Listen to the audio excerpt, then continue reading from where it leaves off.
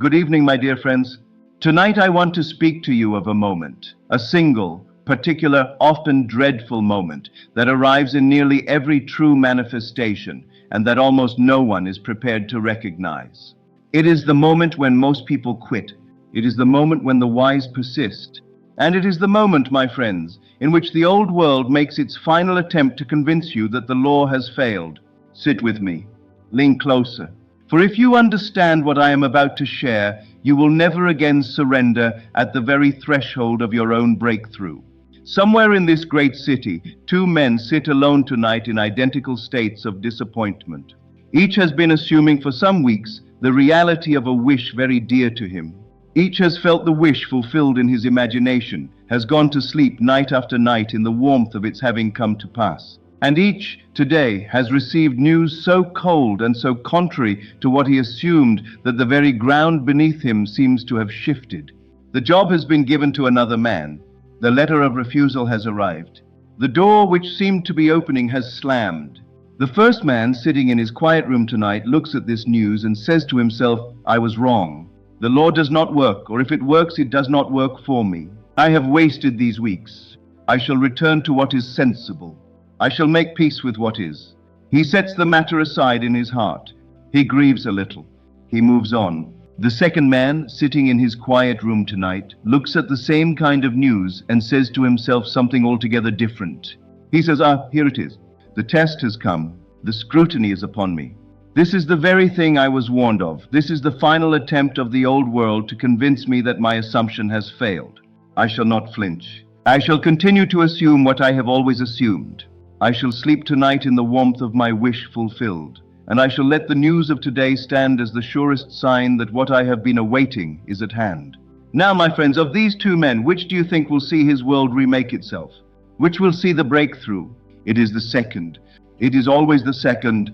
And what separates him from the first is not greater faith, not more discipline, not finer character. What separates him is one single thing. He has recognized the test for what it is. The first man has mistaken it for a verdict. Tonight I want to give you the eyes to recognize this moment when it comes for you, because it will come. If you have set the law in motion sincerely, the test will come. And if you do not know it for what it is, you will lose at the very moment of your winning, as countless souls have lost before you. But if you do know it, then it cannot harm you. It can only confirm you. It can only point like a finger raised in the dark toward the dawn that is already breaking. Let me tell you of a young man I met after a lecture in Los Angeles in 1948. His name was James.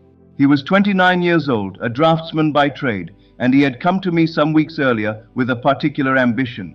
There was a position at a much larger architectural firm, a position he had no formal claim upon, a position that would have lifted him from a small studio and a modest salary into work he had longed for since boyhood. He had been assuming for nearly 2 months the reality of holding that position. He had heard the voice of the senior partner welcoming him. He had felt the particular weight of his own briefcase as he walked into that new building each morning. He had gone to sleep night after night in the warmth of being already employed there. On the day he came back to see me, James looked as a man looks who has been struck. He did not even wait for me to greet him. He said almost before he had taken a chair, "Mr. Goddard, I received the letter this morning. The position has been offered to another man." They were courteous. They thanked me for my interest. The matter is closed. And he looked at me, my friends, with the question every disappointed soul brings to one who has spoken of the law. Was I a fool to have believed? I asked James a single question. I said, "James, when did you receive the letter?" He said, "It was in the morning's first post." I said, "And on what day of all the days you have been assuming do you suppose this letter was written?" He thought for a moment. He said, "It must have been written 2 days ago, perhaps 3. They would not have posted it the same day." I said to him, "Then mark this carefully. The letter was written before today. The decision was made before today, but it has arrived in your hands today. And do you know why? Because today is the day on which you are being tested. This letter is not a verdict, James.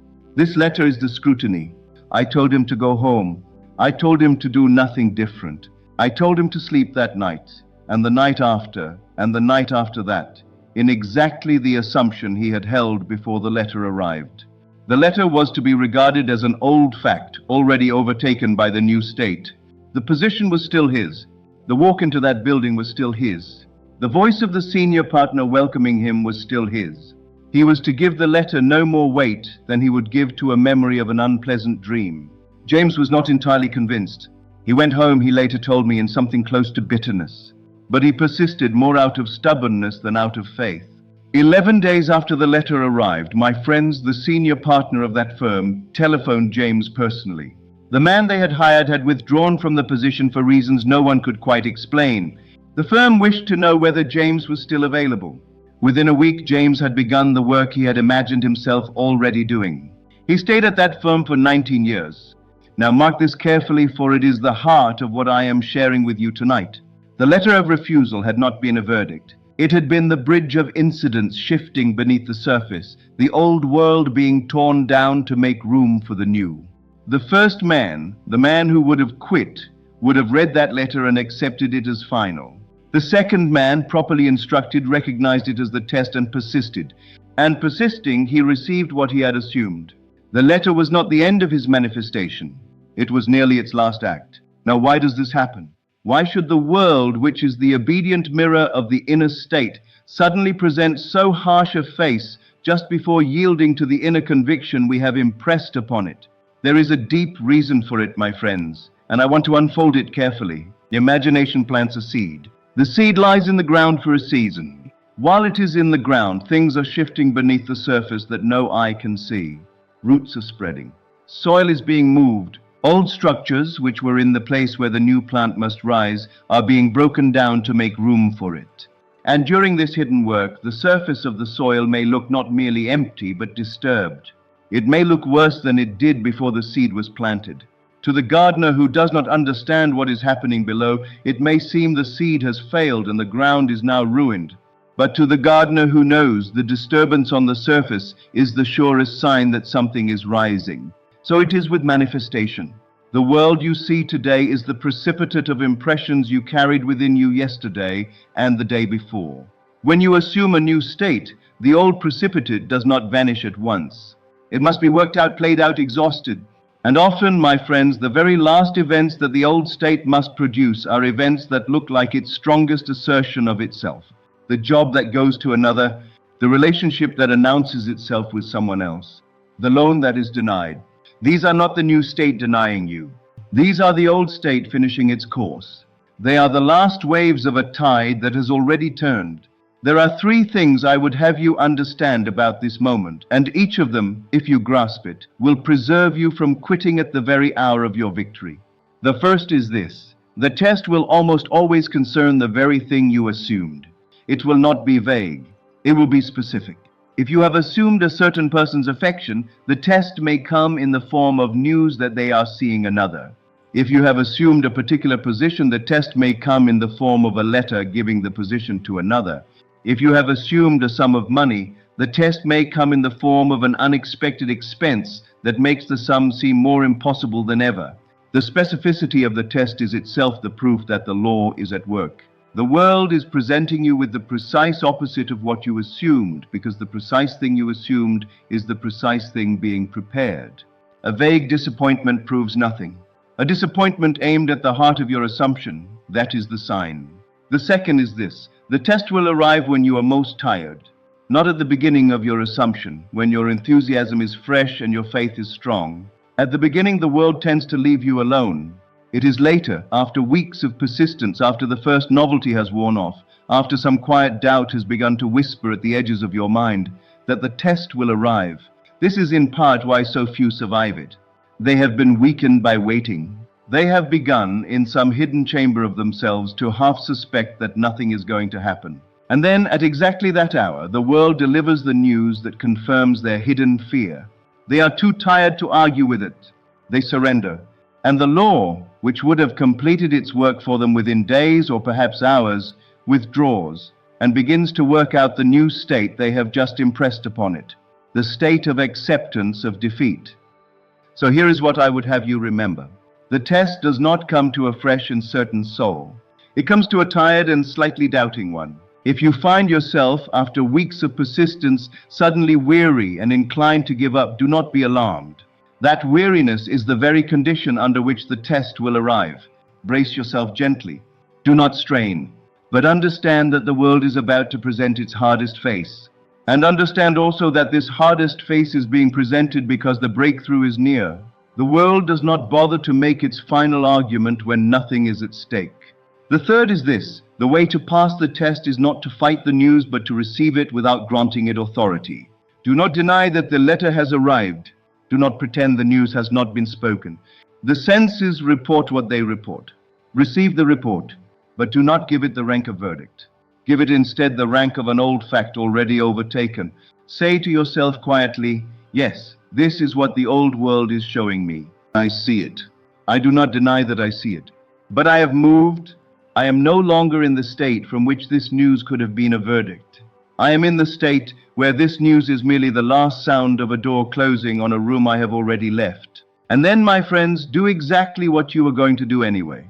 Sleep tonight in the warmth of your wish fulfilled. Hear the voice you were going to hear. Feel the relief you were going to feel.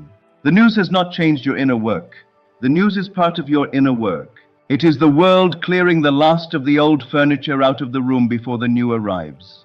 Let me tell you of a woman I knew in 1953. Sarah was her name, a widow of perhaps 43 years, living alone in San Francisco, who had been assuming for some months the return of her only son. The young man had gone to the East Coast some years before, had quarreled with her bitterly over a matter so small neither of them by then could quite remember its origin, and had not written or telephoned for nearly 4 years. Sarah had heard me speak of imaginal conversations and of the law of assumption, and she had set herself with great quiet patience to assume the reality of her son's return. She heard his footstep on the porch. She heard her own voice answering the door. She felt his arms around her shoulders. She lived in this assumption every night before sleep. On the 74th night, she was very precise in her counting, Sarah received a letter. The letter was not from her son. The letter was from a cousin in New York, who wrote with great regret to inform Sarah that her son had been seen at a public function with a young woman to whom he was reportedly engaged, and that the family on the East Coast had heard he intended to remain there permanently. The cousin was sorry to be the bearer of such news. She thought Sarah ought to know. Sarah came to me the following day. She was steady. She had been thinking. She said, "Mr. Goddard, I do not know what to do with this letter. I have been assuming his return. And now I am told he is settling permanently 3,000 miles away with a woman I have never met. Am I a fool to continue?" I said to her, "Sarah, you are not a fool. You are at the test. This letter is the last thing the old world has to throw at you.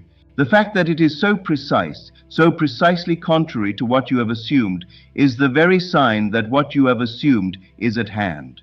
Persist. Do nothing different. Let the news stand as old news." Sarah persisted. 9 days later, my friends, 9 days her son arrived without warning at her front door. He had not, as it turned out, been engaged at all. The function had been a colleague's wedding at which he had been a guest of the bride, and the family rumor had been an amplification of an entirely innocent appearance. He had come to San Francisco intending to spend 3 weeks. He stayed 8 months. The reconciliation was complete, and the letter from the cousin, which Sarah might so easily have read as a verdict, was in fact the very last sound of the old, estranged world before it gave way to the new. When Sarah's son first stood on her porch, my friends, she felt no shock. She told me afterwards that it was as though she had been quietly expecting him for many weeks, which of course she had. There was no amazement. There was only a great quiet warmth and a sense of recognition, as when one greets a guest one has been preparing for. That feeling of naturalness, of unsurprised welcome, that is the signature of a manifestation lawfully arrived. Shock and amazement belong to the soul who has stumbled into a coincidence. Naturalness belongs to the soul who has impressed a state and now sees that state appear in form. Now let me give you the practice plainly so that you may carry it with you when the test comes for you. And it will come. When the cold news arrives, do this. First, do not react in haste. Do not telephone anyone in distress. Do not write a sorrowful letter. Do not, above all, post anything on any modern instrument by which you might publish your discouragement to the world. Sit. Take a slow breath. Receive the news as one receives a piece of weather. The weather is the weather. It has nothing to do with what you are. Second, name the moment to yourself. Say inwardly, simply, this is the test. This is the scrutiny. The world is presenting its final argument. I have been warned of this. I am ready for it. The mere act of naming the test reduces its power over you by half. The first man who has not been warned sees only the news. The second man who has been warned sees the news and recognizes the moment. He stands one step back from his own disappointment. He is no longer drowning in it. He is looking at it, and what is looked at calmly cannot drown the looker. Third, return to your assumption that very evening without modification. Do not weaken it to accommodate the news. Do not say, well, perhaps a smaller version of what I assumed will come. That is a defeat dressed as humility. Hold the original assumption exactly as you held it. Sleep tonight in the warmth of the wish fulfilled, exactly as you would have slept tonight had the cold news never arrived. The news is part of the work. It is not separate from the work. It is the world's final cleansing of the old before the new is permitted to appear. And fourth, mark the date. Quietly, in your own private record, mark the date the cold news arrived. You will want, my friends, to be able to count the days from that moment to the moment of your breakthrough. For when the breakthrough comes, and if you persist it will come, you will be amazed, and not amazed, to discover how few days separated the cruelest letter from the warmest one. Now let me lift this teaching to its highest level before we part. There is a great mystery here, my friends, and the world does not see it.